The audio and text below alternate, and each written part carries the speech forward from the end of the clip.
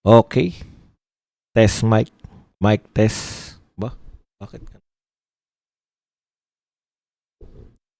Test mic, mic test. Mic test, test mic. Okay, magandang araw sa atin lahat mga kababayan. Saan man panig kayo ng daigdig naroon. Dito na naman tayo sa another episode ng ating vlogs, Badong Ratilis po. Pag-uusapan natin ngayon, ito po, no? Tatlo lang po yung pag-uusapan natin. Ito pong pinagdudahan ng Ilong ni Redon. Yun pong mga kumakalat na balita sa text messages sa pagitan di umano ni BBM at saka nito ni Undersecretary Bersamin na ito raw ang patunay ng katkungan dyan po sa mga flood control o dyan po sa hatian ng salapi na parte po si BBM ng hatian o ng katkungan. Pag-usapan din po natin, ito po, no, nagtataka si Tito Soto, bakit siya lang daw ang kinasuhan samantalang marami naman sila, nandamay.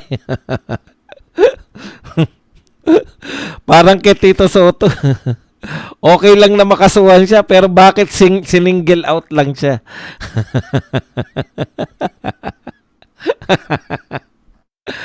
At syempre pa, ito po, nagtataka si Auntie Claire, bakit napakataas ng rating nito ni BP Sara? Ipinahihiwatig po na ang rating o ang mga survey ay ginagamit para po sa kampanya, para patampukin itong si BP Sara.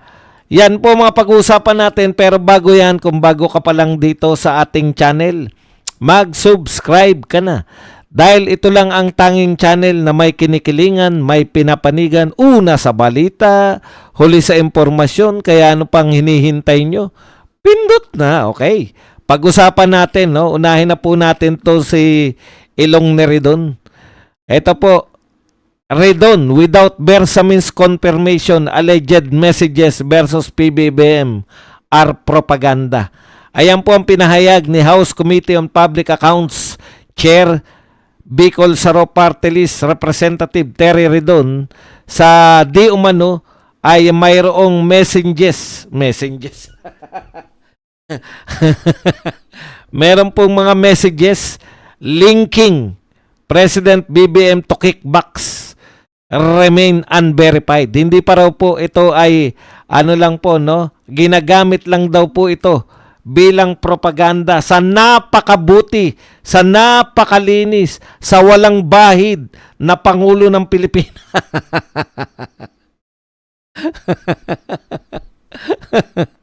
Sa walang bahid na Pangulo ng Pilipinas, walang iba kundi si Pangulong Marcos. Yan po ang gustong palabasin ni Terry Redon. Bakit po? Kasi nga po, kung papansinin po natin, eto pong si pinagmulan po nito ay etong Makabayan Black lang po at saka tong ang Makabayan Black. Teka lang muna, nawala na naman tayo sa hulog. Isandali lang itatama lang po natin itong nagalaw ko po kasi yung saksakan po ng ating debate uling na camera.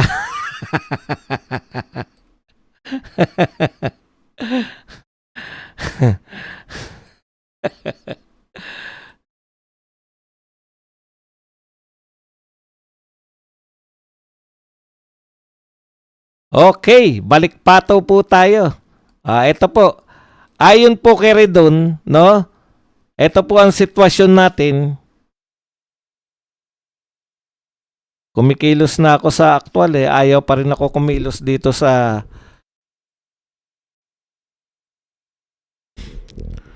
Okay. Ito po, ayon kay Redon, maski si Batangas Representative Leandro Libiste ay hindi po kinukumpirma itong mga ibinunyag nitong dalawang congressman. Walang iba kundi si Congressman Tinyo ng ACT Teachers Party List at ng Caloocan Congressman si Erice, no? Sabi po ni Tinyo, teka muna, maski nga yung sinasabing pinagmulan, hindi po kinukumpirma ng direkta, no? Yan pong tungkol dyan. At umamin naman po si Tinyo na nag-aalanganin po si Libiste dahil alam na nga natin ang lahat kung paano po ginigipit itong batang-batang congressman na to. Kaya sabi po ni Redon, unless na kung si Yusek Bersamin mismo, kung siya mismo ang magbabalidate ng aligasyon, lahat po yan ay nananatili ngayon na hindi lang po si hearsay. So ito po ay double hearsay, triple hearsay, warning na walang solid proof. Yan po ay aligasyon lamang, sabi po nito ni Terry Redon. Okay. So ano po ang take po natin dito? Hindi po pwede na tuwing may maglalabas po ng ebidensya. Kasi ang sinasabi nila, walang ebidensya, walang ebidensya. Tuwing meron naman po maglalabas ng ebidensya, kinakatay naman po nila. Sasabihin nila, hearsay lang yan. Sasabihin po nila na yan po ay aligasyon lang. Sasabihin nila yung mga usual people lang po yung may aligasyon yan. Ano ba trabaho mo bilang congressman? Congressman Redon. Ano ba ang committee mo? Ang committee mo ay Public Accounts Chair. Ikaw ang katumbas. Parang di ba? Parang mag-iimbestiga ka dapat. Diyan po, parang hindi ko alam kung yan mismo yung direktang katumbas ng Blue Ribbon dito po sa Senado, no? Public Accounts Chairman ka, ibig sabihin po, yung lahat po ng mga public official ay pwede mong imbestigahan. Di po ba? Instead, na kung ito po ay sabihin, tablahin nyo lang na mere allegation, lahat naman po ng krimen ay nagsisimula po sa aligasyon. Kaya nga po tuwing magbabasa tayo ng mga balita, di umano. Ang krimen ay di umanong may ganun po tayo. Dahil allegation lang po yan. Ngayon, matatapos po ba yan sa aligasyon? Ano po ba yung ginagawa? Halimbawa po, pasimplihin lang natin. Halimbawa po yung mga kapulisan. Yan po bang mga krimen ay matatapos lang po sa aligasyon? Wala na pong gagawin. Hindi po ba kaya tayo may soko? Scene of the crime. Di ba? Pupunta ron, maghanap ng ebidensya. Hindi po kusang darating. Dito po sa gobyernong ito, kusa pong dumarating yung ebidensya. Walang ka-effort. Biglang may lalabas na testigo, si Gutesa halimbawa. Walang effort po ang Blue Ribbon Committee Chairman. Hindi niya po kilala si Gutesa. Biglang may nakonsensya, biglang may lumabas. Biglang nagpahayag ng kanyang mga saloobin. Nakokonsensya . Okay. Ano po ginagawa ng mga supposedly nag-iimbestiga? Instead po na i-follow up yung mga lumabas na ebidensya, pinaparatangan kagad nila, halimbawa sa kaso ni Gutesa, pinaparatangan kagad nila na si Gutesa ay nameke ng kanyang panunumpa. This time, sa kaso naman ni Redon, mga kapwa niya congressman, instead na i-follow up niya, instead na imbestigahan niya yung mga sinasabi ng mga congressman na to, kasi ibang uri po to, no? Kickback po to. Kaya nga kayo nariyan . Instead na imbestigahan, ipatawag si Yusek Bersamin o kaya si Libiste, ano po ang ginagawa nila? Sasabihin na yung nag-leak o yung nilik o yung ebidensya na pinapakita ni Tinyo at saka ni Erice ay hindi lang po double hearsay, kundi triple hearsay pa. Eh ano pa silbi nyo riyan? Maghintay kusa. Hindi po ba kaya may investigasyon para iimbestigahan ninyo kasi may lumutang na eh. Ipapalo up po ninyo, gagawin po ninyo yung dahilan. Halimbawa po sa kaso na to, 2 tao po yung tinutukoy. Si Libiste na pinagsabihan di umano ni Yusek Bersamin at si Yusek Bersamin mismo.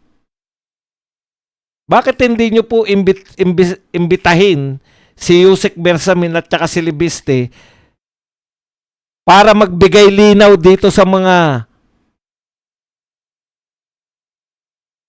lumalabas na ebidensya na matindi po ang epekto sa mga tao. Ano po epekto sa tao nung paglabas ng mga ebidensya na to? May ebidensya laban kay Pangulong Marcos pero pilit ninyong itinatago. Wala kaming ibang konklusyon eh. Ayaw niyong pag-usapan. Tinablan ninyo sa komite. Sinang-ayunan ng plenaryo na walang sustansya yung impeachment. Yung pala may ebidensyang ganito. So ano po ang dating sa taong bayan? Naririnig namin ngayon na may ebidensya pala. Pero binasura ninyo yung impeachment. Na ang House of Representatives ay matindi kung magtago ng ebidensya para iligtas yung kanilang amo. Wala po kami magiging ibang konklusyon kundi yun lamang. Ano pa ba ibang magiging konklusyon namin dyan? Tapos ayaw ninyong imbestigahan. Eh bakit pa kayo umupo sa mga committee na ang trabaho, pangunahing trabaho, ay magbigay ng accountability sa mga public officials? O sa Senado naman, Blue Ribbon Committee. Bakit po ayaw ninyong gampanan yung mga trabaho ninyo? Kaya sasabihin na naman ni Sharon Cuneta, hayaan nyo kasi magtrabaho yung Pangulo, walang pumipigil. In fact, hinahanap namin yung pagtatrabaho niya. Sabik kami. Teka lang mga kapatid ha. Kaping-kape na ako kanina. Nakalimutan kong nagpainit ako ng kape. Saglit na saglit lang. Huwag po tayong alis. Commercial muna.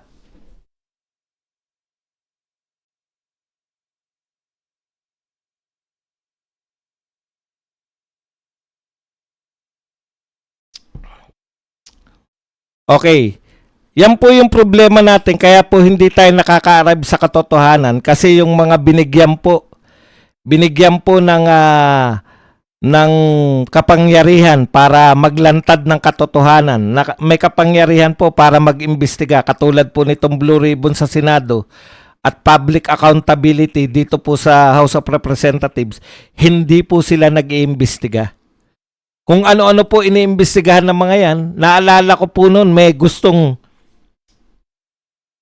badingdong na gustong umihi sa CR ng babae. Inimbestigahan po yan ng Senado.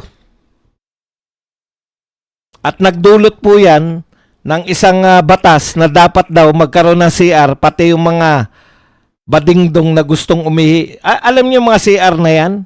Bakante po lagi. Paano isinama sila dun sa CR ng PWD tsaka CR para sa senior citizen? Akala nyo mawawaisan yung mga mall owners? Utot nyo. Pag inutusan niya mga yan, di pa natin, nung iniisip ko yan, na bawat lahat ng mall ay magkaroon ng CR para sa, anong tawag dyan sa mga badingdong na yan, na gustong umihi sa CR ng babae. Bakit po nga pala? Bakit walang tomboy? O tibo? O kung ano man ang tawag ninyo? Transman. Bakit wala pong dating babae na gustong umihi sa CR ng lalaki? Very welcome po kayo ron. Yung mga dati ba, wala pong issue. Papayagan namin kayo.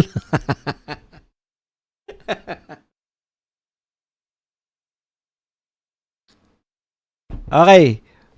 Balik na po tayo. Hindi ka nag-iimbestiga rin doon. Buhat na natayo yung ICI, hindi ka na nag-imbestiga tungkol sa flood control. Wala kang iniimbestigahan. Trabaho mo yan eh. O si Lacson naman, kunwari nag-iimbestiga, wala ring resulta. Yung report nila, ang pinaka-rekomendasyon lang ng report ni Lacson ay mag-imbestiga pa lalo. Anong klase? Anong klase yun po? Mag-imbestiga pa lalo. Okay, punta na po tayo rito kay Tito Soto. Talaga si Tito Soto. Pero dito muna tayo kay ano. Nakakatakot to si Respicio kung magsalita. Akala mo may away lang. Sa matter of fact, may may jurisprudence, pangalan din, Inre Vicente Soto, 1949. Lolo niya at senador din. At doon, indirect contempt. Same case at convicted siya.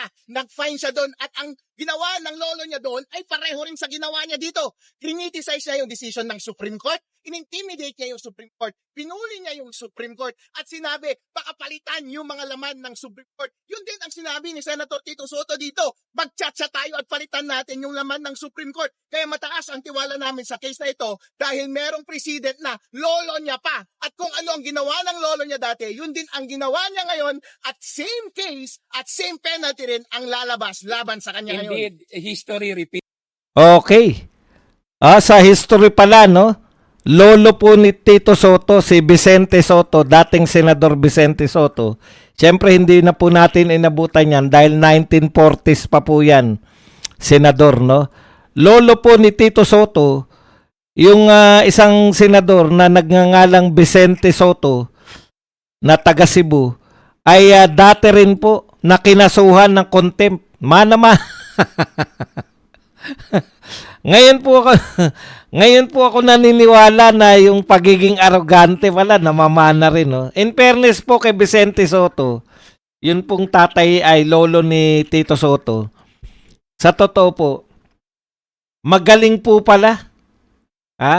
Magaling po pala nga senador yan. Kaya lang may pagka-arrogante raw talaga yan. No? Pero at least magaling na senador. Sana Tito Soto, yung namana mo na lang, yung magaling na lang.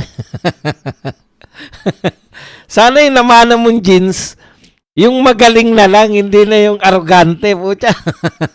Mukhang namana mo yung hindi yung kagalingan ng lolo mo eh. Magaling daw lolo niyan eh. Kaya lang may pagka-arrogante nga. Ang namana ni Tito Soto, yung pagiging arrogante lang, hindi yung pagiging magaling. Yung nagmana na ng pagiging magaling na politiko, ay ito na siguro si Vico Soto na. Nasa lahi po nila yung nakakasuhan dahil maliit po ang tingin sa Korte Suprema. Okay, sumagot na po si Tito Soto, no?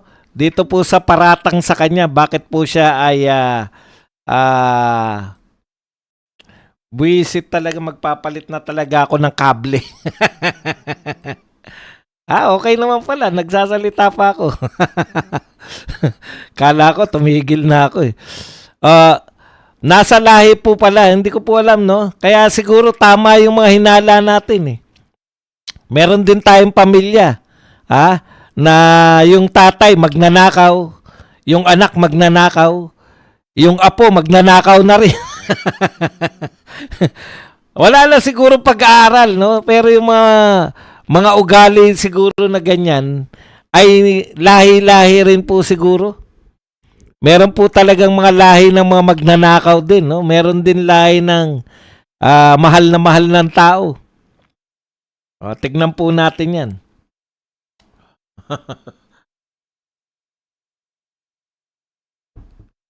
Hindi po magagandang tomboy lang ang welcome sa CR ng mga lalaki, pati mga pangit na tomboy.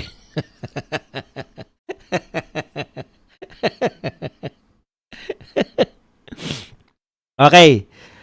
Ako lang ba? Sabi ni Tito Soto. Nagtataka po kung bakit siya lang ang kinasuhan, no? Ito po. Maraming kinwestiyon ni Senate President Vicente Tito Soto III. Kaya pala III na to si Tito Soto. Eh. Yung lolo niya ay si Vicente Soto. Kung bakit siya lamang naharap sa indirect contempt petition kaugnay ng kanyang mga pahayag sa desisyon ng Korte Suprema sa impeachment complaint laban kay BP Sara. Ito po ang sinabi ni Tito Soto, hihintayin ko muna ang opisyal na kopya mula sa Korte Suprema bago ako sumagot kung sakali.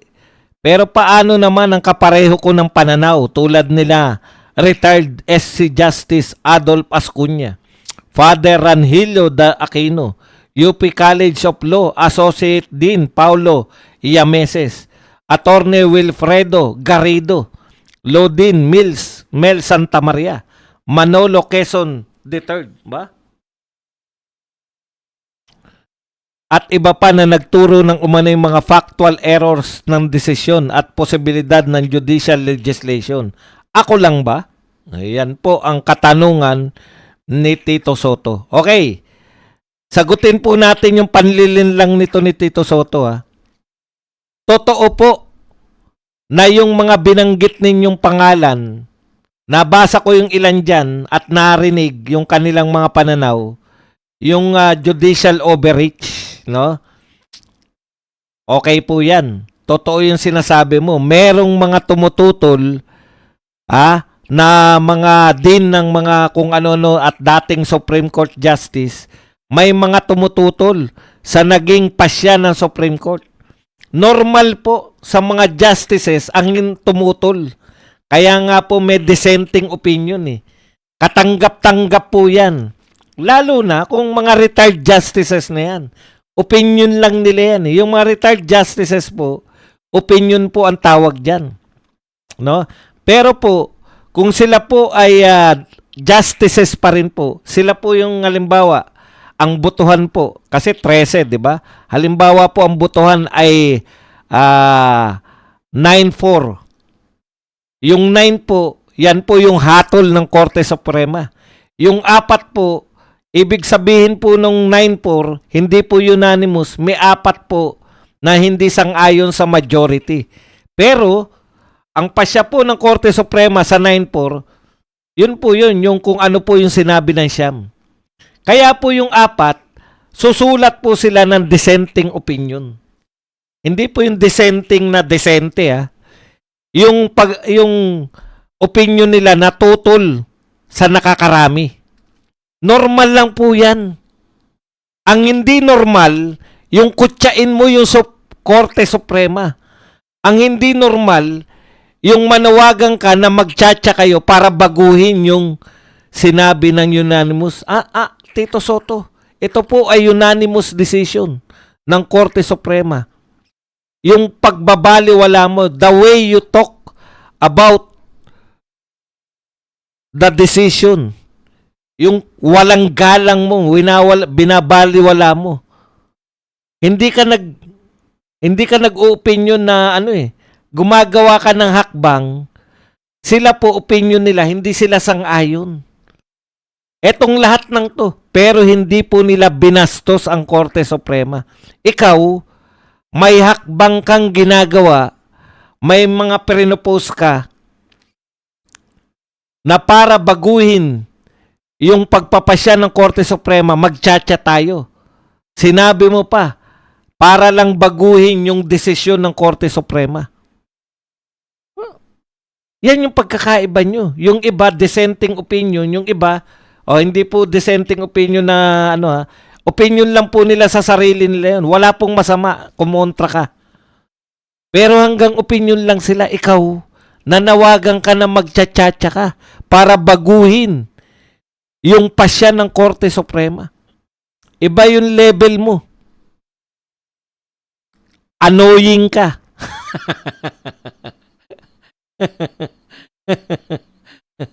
Annoying yung pagkakasabi mo eh. Parang sinabi natin na pwede nating yung pagpapasya ng Korte Suprema, pwedeng baguhin natin yan. Manawagan lang tayo ng tsa-tsa. Mabuti na lang.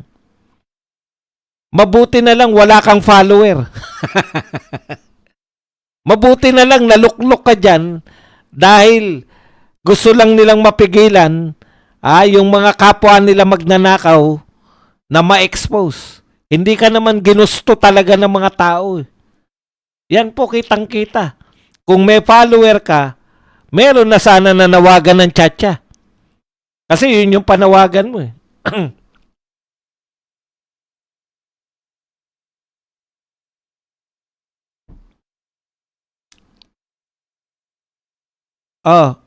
Tito Sen, unawain mo yung sinasabi namin. Kaya ikaw lang ang dinimanda, wala kang paggalang sa Supreme Court. Lahat sila nagsasabi, bagamat tutol po ako, wala tayong magagawa. Kailangan natin sumunod. Yun yung pagkakaiba sa'yo. Tutol ka na, gagawa ka pa ng paraan para baguhin, mabago, yung desisyon ng Korte Suprema. Kaya karapat dapat kang kasuhan ng indirect contempt katulad ng kinaso at nakonvict nakonvict po ang lolo niya.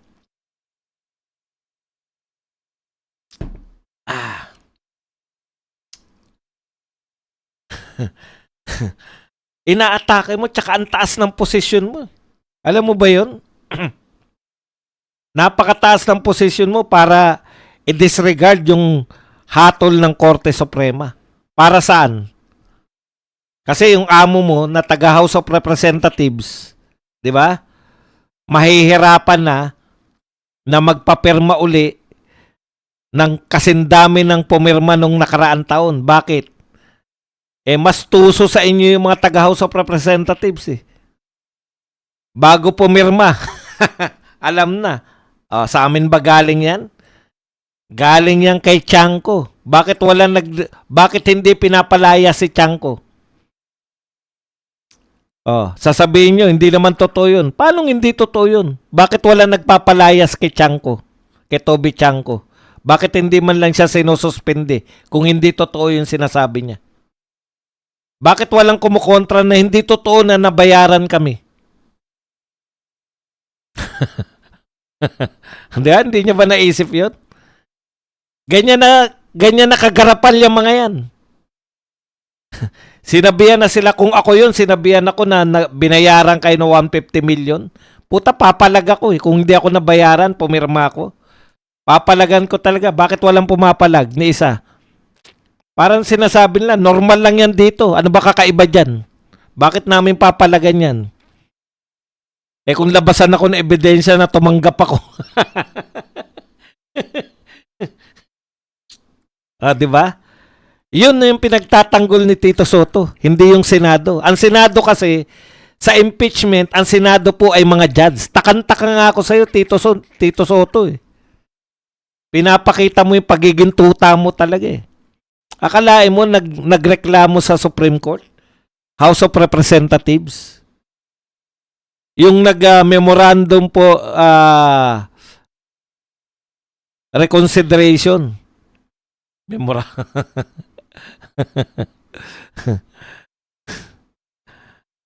Yung nagreklamo at humingi ng motion for reconsideration, mga House of Representatives, tinanggap nila lahat eh.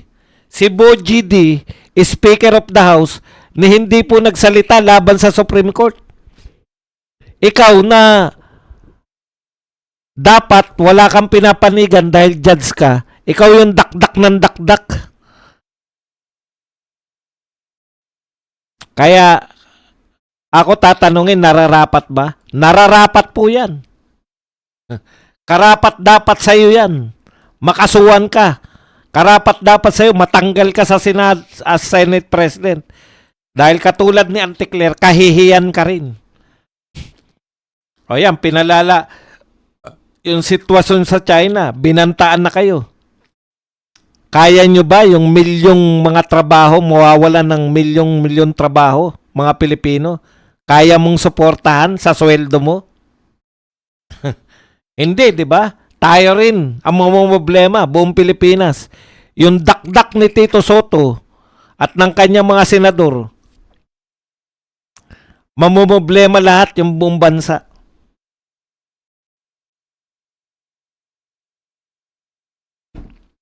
Okay. Punta na po tayo rito sa ikatlong topic natin. Ang ganda ng pagkakasabi rito ni ni Auntie Claire, no? Nagtataka po si Auntie Claire, bakit ang taas sa survey ni BP Sara, no? Parang kababalaghan na. Basahin lang po natin to, no? Sabi po ni Auntie Claire, saan nagmumula ang rating na ito? Hinahanap din po namin. So sana ang mga survey ratings na ito hindi magsilbing panlilin lang sa katotohanan kung sino ba talaga ang nagtatrabaho at sino ang hindi. Hindi po dapat maging instrumento ng panlilin lang ang survey rating sa katotohanan. Ang tindi ng mga binitawan, no? Okay lang po yan kung ang kinakantsawan niya pong survey rating, yung mga bagito pa. Halimbawa, yung mga numero, yung mga Octo Arts Dancers survey, yung mga Publicus Asia. Yan, mga bagito po yan. Okay lang po yan. Kasi, syempre, kukwestiyonin mo. Pero yung SWS, at saka Pulse Asia, kukwestiyonin mo yung mga yan. Wala ka pa sa politika. Nagsasurvey na yung SWS at saka Pulse Asia na yan. Meron na silang track record. Auntie Claire. Hindi po yan gagawa ng survey para wasakin nila yung track record nila dahil mawawalan po sila ng kredibilidad. Alam niyo ba yung mga survey company na yan? Umaasa yan sa kanilang kredibilidad. Malaki kinikita nila sa survey? Correct. Malaki po kinikita nila sa survey. No? Kasi po, kredibilidad po yung puhunan nila. Sino karamihan gumagamit ng survey? Mga politiko. Lalo na po sa local. Nagbabayad po yung mga politiko sa local para malaman nila saan sila mahina, saan sila malakas. Very practical po yung pagkakaroon ng mga survey company. Malaki po kinikita nila. Opo.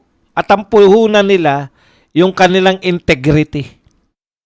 Kaya yan. Pag yung Pulse Asia tsaka SWS, kahit po kayo ay tutol sa mga yan, may kredibilidad po yan.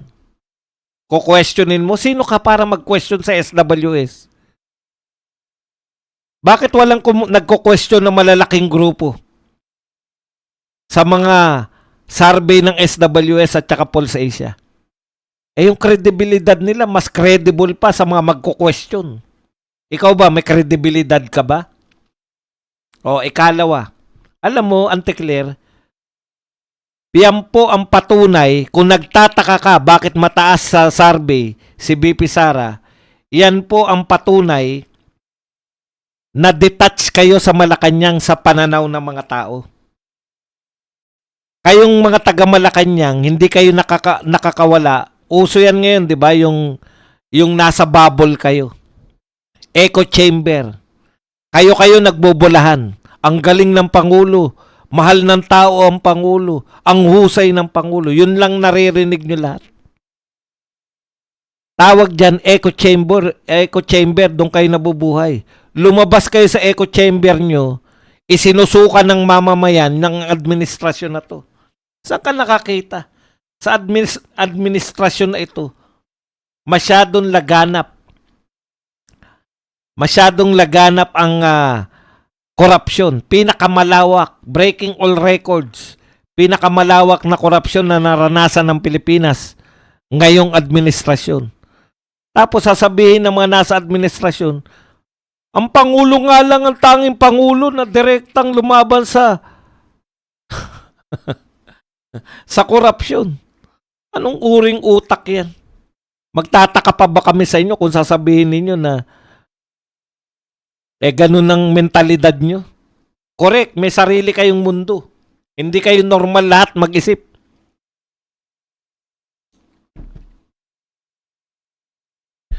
Maski po yung mga hindi rin normal yung mga vlogger, alam po nila. Kasi kahit papano, hindi naman po mga ultra-millionaire yung mga yan. Na hindi na po nila alam yung pananaw ng masa. Alam po nila. Wala na nga nagkakalye survey sa inyo eh. Bakit? Biruin yun. Sa panahon ninyo, laganap, detach na kayo sa nararamdaman ng tao. Nagtataka daw si Antikler eh. Panay daw trabaho ni Marcos. Si BP Sara daw hindi nagtatrabaho. Bakit ang taas daw ng survey? Masyado kayong detach sa mga pananaw ng tao.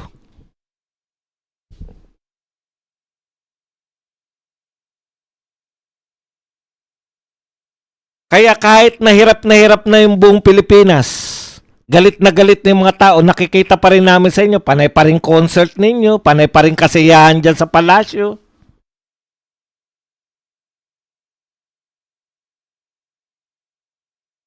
Tapos naghahanap kayo, bakit si Vice President Sara Duterte ang taas? Bakit negative si BBM? Bakit si BP Sara ang taas ng survey? Hindi ko makakalimutan yung halimbawa mo, Antikler eh. Lumabas ka sa bahay, wala naman ang hold up sa'yo. Pumunta ka sa palengke, wala naman nagsasaksakan. Yun yung batayan mo. Na maganda ang takbo ng Pilipinas kasi lumabas ka sa bahay mo, hindi ka na hold up. Nagpunta ka sa palengke, wala ka nakita nagsasaksakan. Yun ang batayan mo. Kaya magandang patakbo ni BBM sa Pilipinas. Inan yan.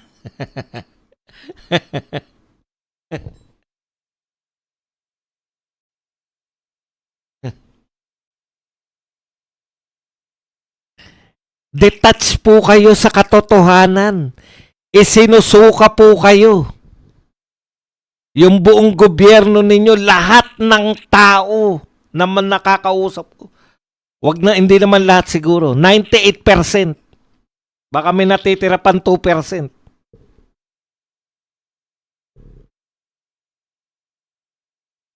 Nagtataka sila. Bakit daw negative si BBM? Ang sipag-sipag. Katunayan, nagkakasakit na po sa kasipagan.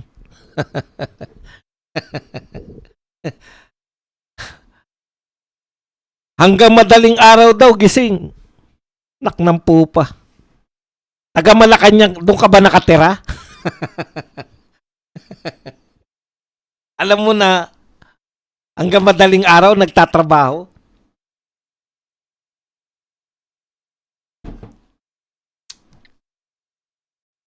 Okay. Saan nagmumula? Meron pa siyang sinabi. Asa na ba yun yung sa buitre-buitre? Hindi ko yata natantosan.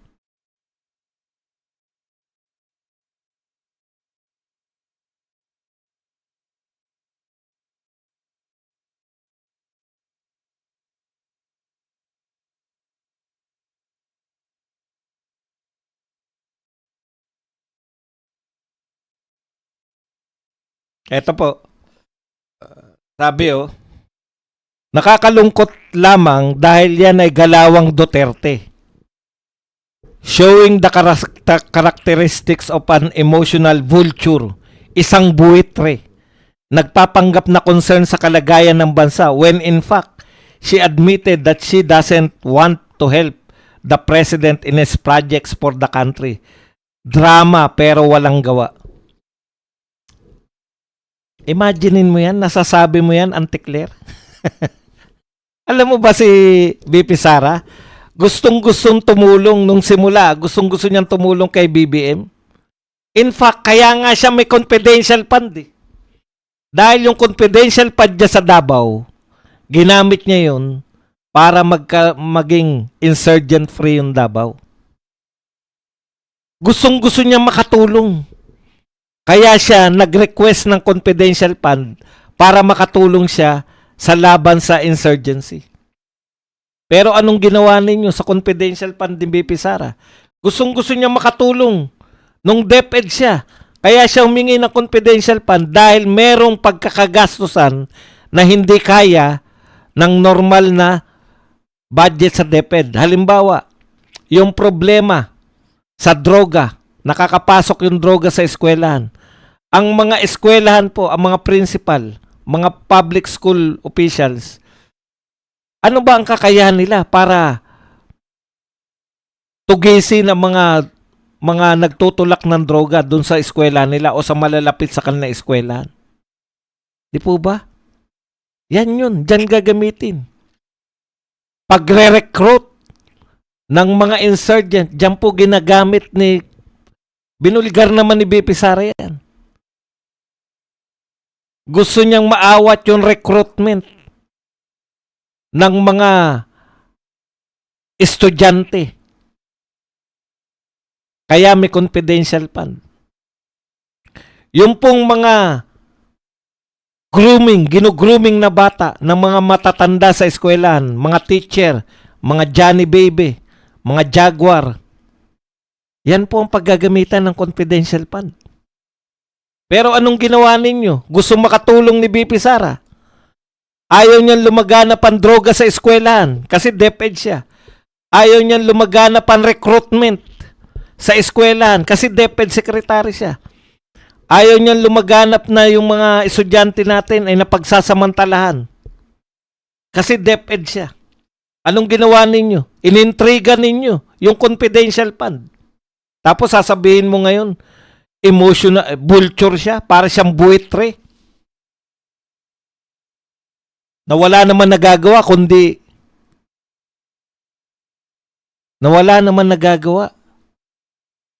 para tulungan si BBM. Tama ka. Kung ang ginagawa lamang ng administrasyon ay magnakaw, talagang walang tulong si BP Sara dyan. Dahil ayaw ng mga Duterte magnanakaw. Pero kung kapakanan ng bansa, napatunayan na natin sa simula pa lang. Gustong tumulong ni BP Sara. Pero anong ginawa ninyo sa pagtulong niya? Inintriga nyo.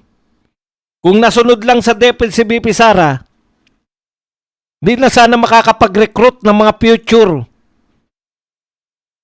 insurgent sa loob ng eskwelahan. Meron ba kayong katapat na proyektong ganun? Wala.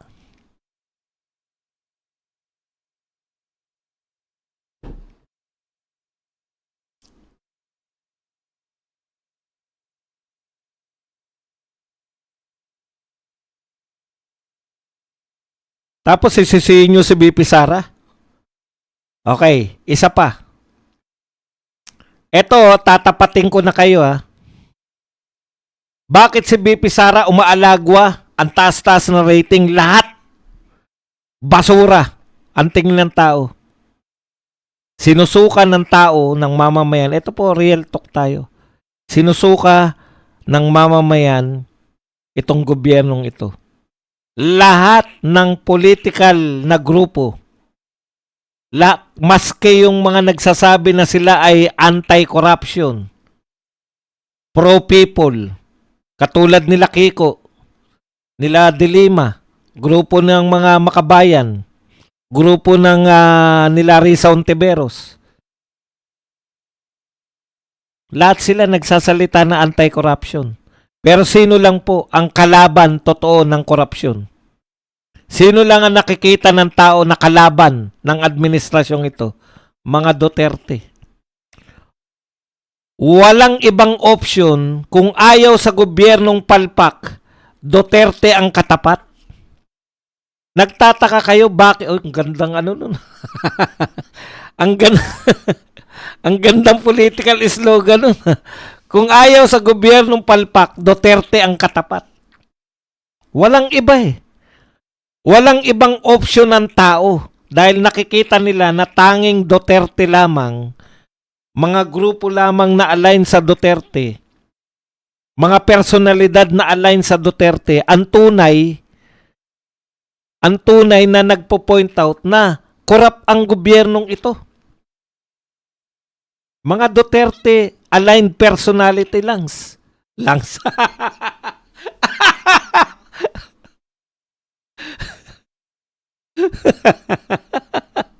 Kasi personalities dapat eh. Hindi ko nalagyan ng S. Personality langs.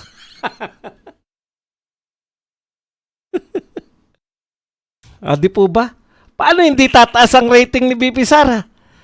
Siya yung nakikitang leader. Siya yung sinasabing leader ng mga iba't ibang grupo na anti-corruption. Ngayon, nalantad na po lahat yan. Grupo nila Cielo Magno, grupo ng mga apo ni Cory, grupo nila Dilima, nila Leni Robredo, nila Kiko, Bam Aquino, grupo nila Risa Ontiveros, nila Tenyo at ng Makabayan. Lahat sila. Na-realize ng mga tao, kampi pala lahat to kay Marcos. Never again kami sa inyong lahat. Mga lintik kayong mga Marcos Aquino kayo. Dekada nyo ng pinahirapan ng Pilipinas.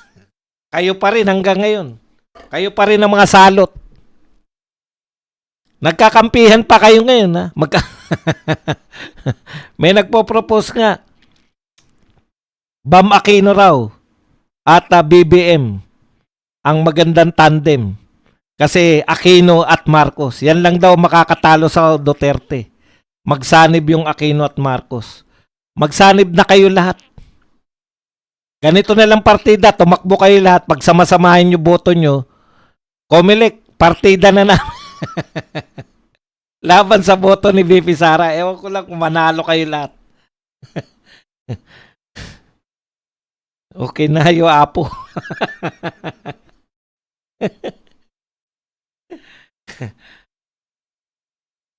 Ha? Para kayong mga kate sa likod. Nagtataka ka, Auntie Claire, kung saan nagmumula yung mataas na rating ni Inday Sara. Si Inday Sara lang ang nakikitan pag-asa ng mga tao para makaahon dito sa kabulukan na to. Si Inday Sara lang ang nakikita ng mga Pilipino na tanging pag-asa ng Pilipinas. Yan ang real talk sa inyo. Mga demonyo. Kung kayo lang ang aasahan ng Pilipinas, yung mga kaalyado ni Marcos ngayon, sila Hontiveros, sila Leni Robredo, yung mga Rimulya at mga Tulfo, wala pong pagkaiba yan. Wala pong pinag-ibayan ngayon. Baka mas worse pa. Kung nagawa nilang ipagtanggol yung very obvious na mga nakawan, ipagtanggol yung very obvious na mga corruption,